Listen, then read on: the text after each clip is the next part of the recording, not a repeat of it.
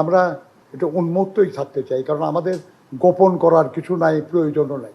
আমরা সবাই জানি আর কি যে আমরা জ্বালানি আমদানি নির্ভর। আমাদের বহু বছর ধরেই আমাদের দেশে বিদ্যুৎ উৎপাদন বা গ্যাস আহরণের ব্যাপারে খুব বেশি উদ্যোগ নেওয়া হয় নাই। আপনাদের স্মরণ থাকতে পারে যে এই দেশে প্রথম খনিজ সম্পদ উন্নয়ন বা উত্তোলন এর জন্য যে প্রতিষ্ঠানটা করা হয়েছিল সেটা শহীদ জিয়ার আমলে বাপেক্স, এবং বাপেক্সের মাধ্যমে বাংলাদেশে কিন্তু বেশ কিছু গ্যাস, তেল এগুলান অনুসন্ধান এবং আহরণ করা হয়েছে। এই প্রতিষ্ঠানটাকে দুর্বল করে ফেলা হয়েছে, অনেক দুর্বল। বিশেষ করে গত 15, 16, 17 বছরে আপনার একেবারেই অকার্যকর করে ফেলার ব্যবস্থা হয়েছে। আপনি বিদ্যুৎ এবং জ্বালানি এমন এক বিষয় যে আপনি চাইলেই খুব দ্রুত সমাধানের বিষয় না এটা। আপনি যদি গ্যাস বা পেট্রোলিয়াম জাত দ্রব্য আপনি যদি উত্তোলন করতে চান, তার আগে অনুসন্ধান করতে হবে, উত্তোলন করার পরে সেটা ডিস্ট্রিবিউশনের ব্যবস্থা করতে হবে। এটা সময় সাপেক্ষ ব্যাপার। এমনকি আপনার আমদানিও সময় সাপেক্ষ ব্যাপার। আপনারা শুনেছেন নিশ্চয়ই যে অতি সম্প্রতি বহু দেশের সঙ্গে আমরা আলোচনা করছি, আমাদের সরকার, এমনকি মিয়ানমারের সঙ্গে পর্যন্ত আলোচনা হচ্ছে যে পাইপলাইনের মাধ্যমে গ্যাস নিয়ে আসা যায় কিনা, চেষ্টা হচ্ছে। কিন্তু আমরা এটাও জানি যে স্বাভাবিক যে বিতরণ, আমদানি এবং বিতরণের যে ব্যবস্থা ছিল, এটা আমেরিকা, ইসরায়েল এবং ইরানের যুদ্ধের কারণে এটা ইন্টারাপ্টেড হয়েছে, ডিসরাপ্টেড হয়েছে। বহু দেশের সঙ্গে চুক্তি ছিল আমাদের, তারা রপ্তানিতে আগ্রহ নাই। অনেক জায়গা থেকে আমরা আমদানি করছি, কিন্তু সেখানে জাহাজ আসতে অনেক বিলম্ব হচ্ছে। হরমুজ প্রণালী বিষয় সবই আপনারা জানেন। এর ফলে জনগণের কিছু কষ্ট হচ্ছে। সম্ভবত ইতিহাসে প্রথমবার আমাদের এই মাননীয় প্রধানমন্ত্রী, উনি জনগণের কাছে দুঃখ প্রকাশ করেছেন, ক্ষমা চেয়েছেন এবং তাদেরকে আশ্বস্ত করেছেন যে যত দ্রুত সম্ভব আমরা এই সংকট সমাধানের জন্য ব্যবস্থা নিচ্ছি। প্রায় 40,000 কোটি টাকার মতো এডিশনাল বরাদ্দ দিতে হয়েছে। বাংলাদেশের মতো একটা অর্থনীতি থেকে এতগুলি টাকা শুধু জনগণের কাছে যে দায়বদ্ধতা, তাদের প্রয়োজন বিবেচনা করেই করা হয়েছে। এবং আমরা আশা করছি যে যত দ্রুত সম্ভব এই সংকট সমাধানের ব্যবস্থা করা যাবে। খুব অপ্রস্তুত অবস্থায় আমরা এই বিপরে সংকটে পড়ে গেছি।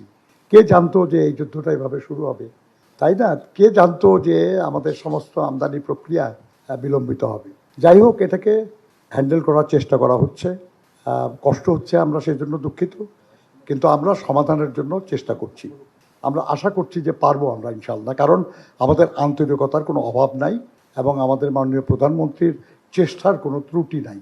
আপনারা বেনজির সাহেব সম্পর্কে জানতে চাইছেন। আপনারা জানেন যে বাংলাদেশের তার অনেক কুকর্মের তথ্য আপনারাই প্রকাশ করেছেন। তিনি একজন আসামি। আমরা তাকে বিচারের জন্য আমাদের এখানে চাই, কিন্তু উনি আর একটা দেশে উনি আছেন এবং সেখানেই উনি গ্রেপ্তার হয়েছিলেন। গ্রেপ্তার হওয়ার পর থেকেই চেষ্টা চলছে যে উনি যাতে বের না হতে পারেন এবং উনি যাতে আমাদের দেশে ফিরিয়ে নিয়ে এসে তার বিচার করা যায়। এই ব্যাপারে আমাদের সরকারের পক্ষ থেকে কূটনৈতিকভাবে আপনি সংযুক্ত আমিরাত সরকারের সঙ্গে প্রয়োজনীয় যোগাযোগ স্থাপন করা হয়েছে, আমাদের দূতাবাসের মাধ্যমে, পররাষ্ট্র মন্ত্রণালয়ের মাধ্যমে, এবং আইনি প্রক্রিয়ায় যাতে তিনি কোনো সুবিধা না পান সেজন্য সেখানকার আইনি প্রতিষ্ঠানকে পর্যন্ত নিয়োগ দেওয়া হয়েছে। আমার ধারণা যে বিদেশে অবস্থানরত একজন আসামির ব্যাপারে এই দুটেই একটা সরকারের পক্ষে করা সম্ভব, আইনিভাবে এবং কূটনৈতিকভাবে। এর সর্বোচ্চ চেষ্টা আমাদের সরকারের পক্ষ থেকে করা হয়েছে এবং আরও যা কিছু করা প্রয়োজন করা হবে। প্রিয় সহকর্মীগণ, আপনার প্রশ্নগুলির মধ্যে প্রায় এগলান হয়ে গেছে। আমি কৃতজ্ঞ যে আপনারা সবাই এসছেন এখানে এই আলোচনায় ওখানে উপস্থিত হওয়ার জন্য, এবং আমরা এটা উন্মুক্তই থাকতে চাই, কারণ আমাদের গোপন করার কিছু নাই, প্রয়োজনও নাই। সেই জন্যই আপনাদের সামনে এই প্রধানমন্ত্রীর কার্যালয়ে আমরা আপনাদের প্রশ্নের জবাব দিতে যাচ্ছি।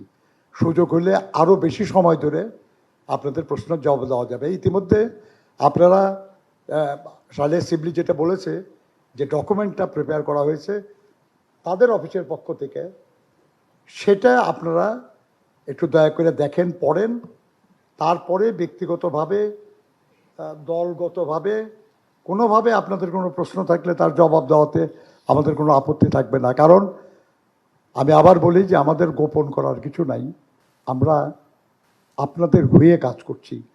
কাজেই আপনাদেরকে অবহিত করা, আপনাদেরকে জানানো, এটা আমরা কর্তব্য বিবেচনা করি।